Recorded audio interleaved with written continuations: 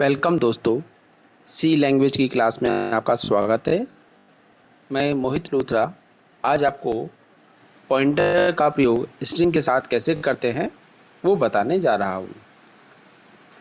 तो इसके लिए सबसे पहले हमें सी कंपाइलर को स्टार्ट करना है और उसमें नई फाइल हमें ओपन करनी है।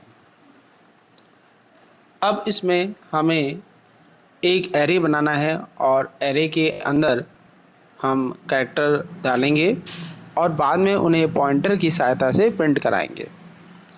तो यहाँ पर मैं एक कैरेक्टर टाइप एरे बना रहा हूँ। तो किस प्रकार हम कैरेक्टर टाइप एरे बनाएंगे वो देखते हैं। तो मैंने CHR लिखा,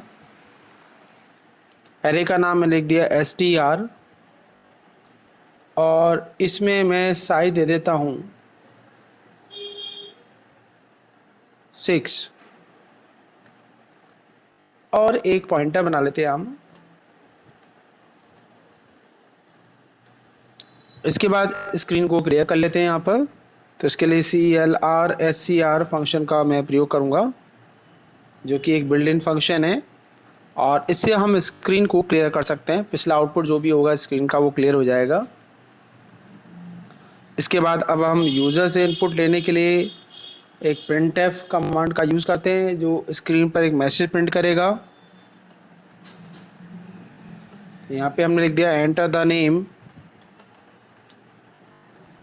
इससे यूज़र को पता लग जाएगा कि उसे कुछ नेम टाइप करना है। ये यूज़र इंटरफेस है हमारा।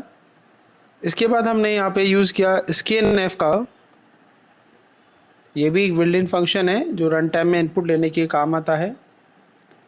अगर आपको इसका प्रयोग नहीं पता हो, यहाँ पे देखिए पूरा प्रोग्राम टाइप हो चुका है। इसको समझ लेते हैं कि सबसे पहले देखिए हमने एक एरे बनाया कैरेक्टर टाइप का, उसके बाद पॉइंटर बनाया हमने स्टार पी लगा के, एक वेरिएबल हमने आई बनाया जो लूप चलाने के काम आएगा। तो ये तो वेरिएबल डिक्लेरेशन हो गया। इसके बाद हमने यहाँ पर CLR SCR का यूज़ किया जो स्क्रीन को क्लियर करने के लिए काम करेगा। पिछले प्रोग्राम का कोई भी आउटपुट होगा तो क्लियर हो जाएगा। printf एंटर द नंबर से जो ये स्क्रीन पर ऐसे कैसा प्रिंट हो जाएगा जिससे यूज़र को पता लगेगा भाई इसको कुछ टाइप करना है यहाँ पर। फिर हमने scanf का यूज़ किया। scanf एक ऐसा फंक्शन है जो रन टाइम में इनपुट लेने के काम आता है। यानी जब आपका प्रोग्राम चल रहा होगा तो आपको कुछ इनपुट डालना पड़ेगा और जो भी आप इनपुट डालेंगे वो STR जो कि एरे है उसमें स्टोर हो जाएगा। इसके बाद हमने यहाँ पे पॉइंटर का प्रयोग किया है। हमने लिखा है पॉइंटर इक्वल टू STR और एरे की 0 पोजीशन को पॉइंट करा दिया। तो इस लाइन से क्या होगा कि आपने STR जो कि एरे है और जो भी इसमें आपने नेम स्टोर किया होगा और नेम के सभी कैरेक्टर अलग अलग पोजीशन पे स्टोर हुए होंगे। कैरेक्टर एरे में हमने पढ़ा था कि कैरेक्टर एरे में कैसे कोई कैरेक्टर या नेम स्टोर होता है। तो मैंने आपको बताया था उस समय कि 0 पोजीशन पे फर्स्ट कैरेक्टर, फिर 1 पे सेकंड कैरेक्टर, इस तरह एक एक करके सारे कैरेक्टर एरे में स्टोर होते हैं। तो पहला जो कैरेक्टर होगा वो एरे का वो 0 पोजीशन पे स्टोर होगा। इसलिए यहाँ पे हमने लिखा है पॉइंटर इक्वल टू STR और ब्रैकेट में 0। इससे 0 पोजीशन को जो पॉइंटर है वो पॉइंट करने लग रहा है। फिर हमने यहाँ पे एक लूप चलाया है। लूप इसलिए चलाया जिससे हम सभी कैरेक्टर प्रिंट कर सके पॉइंटर के थ्रू। 5 बार ये लूप चला है। printf में हमने लिखा है %c क्योंकि हमें कैरेक्टर प्रिंट करना है इसलिए %c हम यूज़ कर रहे हैं। और यहाँ पे हमने \n का भी यूज़ किया जिससे जो भी कैरेक्टर होगा वो नेक्स्ट लाइन में न्यू लाइन में प्रिंट होगा, नीचे की तरफ प्रिंट होगा।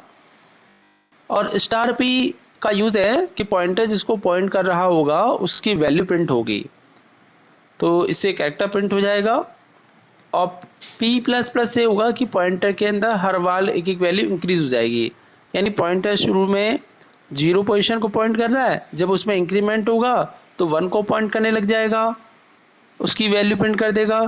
फिर p के अंदर इंक्रीमेंट होगा तो फिर 2 को पॉइंट करने लग जाएगा। इस तरह से पॉइंटर आगे बढ़ता जाएगा और अगली वैल्यू को पॉइंट करता जाएगा और सारे कैरेक्टर प्रिंट हो जाएंगे। लास्ट में हमने गेट चेंज का प्रयोग किया जो कि आउटपुट को रोक के रखेगा। तो चलिए प्रोग्राम को सेव करके रन करते हैं। तो सेव है ही हमारा प्रोग्राम abc.c नाम से। अब हम इसको रन कर लेते हैं। तो ये देखिए एंटर द नेम, हमें अभी ध्यान रखना है यहाँ पे हमें 5 कैरेक्टर का ही नेम डालना है। तो मैं इसमें अपना ही नाम लिख देता हूँ, मोहित। तो इसमें ये प्रिंट तो हुआ है, लेकिन थोड़ी सी इसमें मिस्टेक सी लग रही है। तो देखते हैं कहाँ मिस्टेक करी है हमने अपने प्रोग्राम में। तो इसमें जो हमने मिस्टेक करी है वो ये है कि यहाँ पे जो str है इसके आगे हमने एड्रेस ऑप्टर नहीं लगाया, क्योंकि पॉइंटर जो है सिर्फ एड्रेस को ही स्टोर करता है, वैल्यू स्टोर नहीं करता है। तो यहाँ पे हमें str के आगे एड्रेस ऑप्टर लगाना पड़ेगा। कंपाइलर ये मिस्टेक डिटेक्ट नहीं करता है, ये रन टाइम के एरर हैं, तो ये हमें रन करने पर ही पता लगते हैं। तो हमें ध्यान रखना है पॉइंटर के साथ एड्रेस का प्रयोग करना है। अब हम इस प्रोग्राम को दोबारा रन करके देखते हैं। फिर से हम नेम डालते हैं। तो ये देखिए क्या जो भी मैंने नेम डाला वो सारे के सारे कैरेक्टर्स के प्रिंट हो गए। कोई और हम डाल के देख लेते हैं।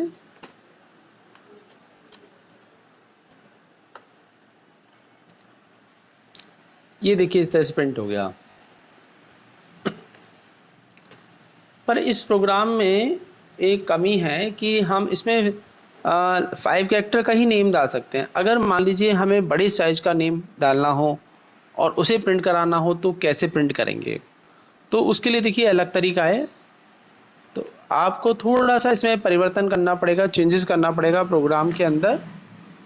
कि एक तो आप इसका जो साइज है वो बढ़ा दीजिए, मैक्सिमम साइज आप दे दीजिए जितना भी आप बड़ा नेम यूज़ करना चाह रहे हैं। कि मान लीजिए मैं लेता हूँ मैक्सिमम इसमें 50 ले लेते हैं, तो इसमें हम अधिकतम बड़ा सा बड़ा नेम टाइप हो जाएगा हमारा। लेकिन अब हमें पता कैसे चलेगा कि कितनी बार हमें लूप को चलाना है? तो इसके लिए हमें एक फंक्शन है उसका हमें प्रयोग करना पड़ेगा और एक वेरिएबल की भी जरूरत पड़ेगी। तो यहाँ पे मैं एक वेरिएबल n बना लेता हूँ और यहाँ पर हम लिखते हैं n इक्वल टू strlen। ये स्ट्रिंग लेंथ फंक्शन है जो ये बताता है कि एरे में टोटल कितने कैरेक्टर हैं, कितनी लेंथ है। आप जो भी आपने एरे यूज़ किया है, मैंने यहाँ पे str नाम से एरे बनाया है, आप किसी भी नाम से एरे बना सकते हैं। तो जिस नाम से भी आपने एरे बनाया है तो उसमें टोटल कितने कैरेक्टर है तो उसका ये पता करके n के अंदर उसको डाल देगा। ठीक है, और लूप को हमें उतनी बार चलाना है n बराबर।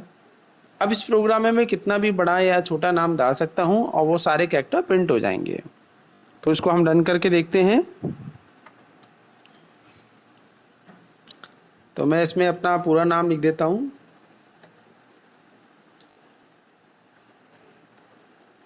तो मैंने लिखा मोहित लूसरा और एंटर किया।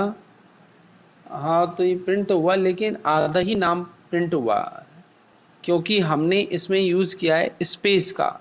स्पेस से क्या होता है कि जो भी प्रोग्राम हमारे जो कोड है वो टर्मिनेट हो जाते हैं। लेकिन अगर विदाउट स्पेस आप करेंगे इसको रन तो आप कितना भी बड़ा नाम डाल सकते हैं। जैसे मैंने लिखा है यहाँ पे राजकुमार, तो देखिए पूरा का पूरा नाम प्रिंट हो गया। ठीक है, छोटा चाहे तो छोटा भी आप डाल सकते हैं, ये देखिए।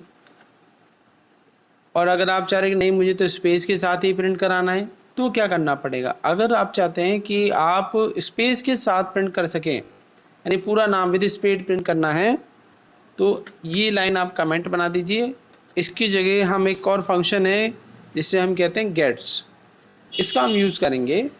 और इसका तरीका ये, आप गेट्स लिख लीजिए GETS और उसमें उसके अंदर लिख दीजिए फंक्शन एरे का नाम, जो भी आप एरे आप बना रहे हैं उस एरे का नाम यहाँ पे आ जाएगा।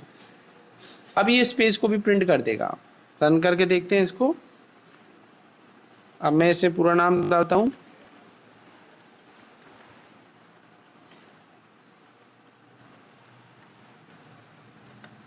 ये देखिए पूरा का पूरा जो नाम है विद स्पेस प्रिंट हो गया। आप कोई भी नाम इसमें डाल के इसको रन कर सकते हैं।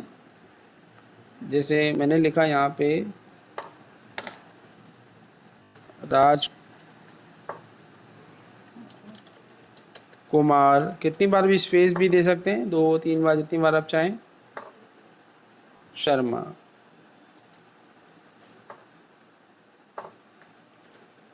तो इस तरह देखिए राज कुमार शर्मा पूरा प्रिंट हो गया। तो इस तरह से हम इसको यूज में ले सकते हैं। लेकिन अगर मान लीजिए आप चाह रहे हैं आप जो भी नाम डालें वो रिवर्स ऑर्डर में प्रिंट हो, उल्टे प्रिंट हो, तो उसे हम कैसे करेंगे? तो उसके लिए देखो थोड़ा सा चेंजेस आपको करना पड़ेगा इस प्रोग्राम में। यहाँ पर आपको ये पता करना पड़ेगा कि भाई कितने उसमें कैरेक्टर हैं। तो वो हमें एन से पता लग रहा है। मान लीजिए मैंने एक नाम लिखा अमित, तो 4 कैरेक्टर हो गए। अब लूप हमारा उल्टा अगर चलेगा तो लास्ट कैरेक्टर 4 होना चाहिए, लेकिन पोजीशन कौन सी होगी? पोजीशन उसकी 3 होगी। जैसे मैंने अमित लिखा तो अमित का जो ए है वो 0 पे, एम 1 पे, आई 2 पे, और जो टी है वो 3 पोजीशन पे स्टोर होगा। यानी कि हमें इसमें एक वैल्यू माइनस करनी पड़ेगी। माइनस क्यों कर रहे हैं हम यहाँ पर? क्योंकि जो एरे है वो 0 से स्टार्ट होता है। तो ये स्टार्टिंग पॉइंट हो गया। यहाँ पे कंडीशन में हमें चेंज करना पड़ेगा, जबकि ग्रेटर है और इक्वल टू है 0 से, और यहाँ पे हम कर देते हैं डिक्रीमेंट। तो एक एक वैल्यू कम होती जाएगी, और n की जगह हम यहाँ हम हटा देते हैं n, जिससे सारे कैरेक्टर हमारे प्रिंट होते चले जाएं। स्पेस देना चाहते हैं तो थोड़ा सा स्पेस आप चाहें तो दे सकते हैं, और नहीं देना तो आप हटा भी सकते हैं ऐसे स्पेस, कोई ज़रूरी नहीं है, क्योंकि रिवर्स ऑर्डर में हमें प्रिंट करना है। तो और एक लाइन और है। अब हमें इसको जो पॉइंट करना है वो 0 पोजीशन से पॉइंट नहीं करना, क्योंकि 0 पे तो ए प्रिंट कर देगा। तो हमें प्रिंट करना पड़ेगा यहाँ पर लास्ट पोजीशन, जो कि n-1 होगी। और फिर इसके बाद ये जो लाइन है आपको यहाँ से हटा के कट करनी पड़ेगी और नीचे लिखनी पड़ेगी इस जगह पर। तो यहाँ पे मैं इसको पेस्ट कर देता हूँ इस जगह पर, क्योंकि n की वैल्यू तो हमें बाद में पता लगी, तो पहले डाल देंगे तो कंपाइलर पहचान ही नहीं पाएगा भी n क्या चीज़ है। तो हमने लेंथ पता करी यहाँ पर, और stlen से लास्ट जो पोजीशन है उसका जो एड्रेस हमने p में डाल दिया। लूप हमने लास्ट वैल्यू से स्टार्ट किया, 0 तक लूप चलेगा, सैलरी वैल्यू प्रिंट कर देगा। ये सेव कर देते हैं, इसको रन करते हैं हम। तो यहाँ पे मैं डाल देता हूँ जैसे राज कुमार। अभी इसमें कोई मिस्टेक है, प्रोग्राम को हम चेक करते हैं कहाँ मिस्टेक करी हमने। इसमें जो हमसे मिस्टेक हुई है वो ये हुई थी कि हमने यहाँ पे भी माइनस कर दिया था। अभी यहाँ पे -1 लिखा हुआ था, मैंने अभी चेक किया, तो ये हमारी मिस्टेक थी। यहाँ पे -1 नहीं आएगा, तो हमें यहाँ पे n ही लिखना है, क्योंकि -1 हमने यहाँ पे ही कर दिया है, तो इसलिए यहाँ पे सिर्फ n ही रखना है। अब हम इसको रन करके देखते हैं। तो ये देखिए मैंने डाला यहाँ पे राज, और ये प्रिंट हो गया पूरा। अब आप कोई भी बड़ा भी नाम डाल सकते हैं, जैसे अमित लिखा मैंने, अमित कुमार। तो देखिए पूरा का पूरा जो नाम है वो उल्टा प्रिंट हो गया। तो इस तरह हम पॉइंटर के थ्रू स्ट्रिंग को कंट्रोल कर सकते हैं। हम एक से ज़्यादा कैरेक्टर को प्रिंट कर सकते हैं, नेक्स्ट लाइन में प्रिंट कर सकते हैं, रिवर्स में प्रिंट कर सकते हैं। इस तरह से पॉइंटर का हम प्रयोग कर सकते हैं। वीडियो देखने के लिए धन्यवाद। Thank you.